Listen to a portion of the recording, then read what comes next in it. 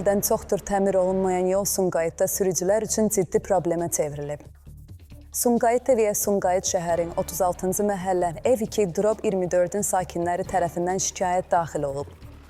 Məlumata görə sözü gedən ərazidə yolun ortasında iri və təhlükəli çala əmələ gəlib.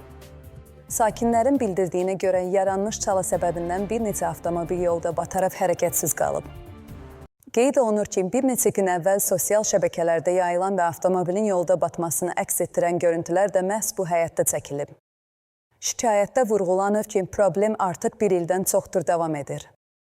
Sakinlər dəfələrlə aidiyyəti qurumlara müraciət etsələr də yolun təmiri ilə bağlı indiyədək hər hansı tədbir görünməyib. Mövcud vəziyyət avtomobillərə maddi ziyan vurmaqla yanaşı, eyni zamanda qəza riskini də artırır. Sumqayıt TV olaraq məsələni aidiyyəti qurumların diqqətinə çatdırırıq və ümid edirik ki, məsul olan təşkilatlar yaranmış problemin həlli istiqamətində addımlar atacaq.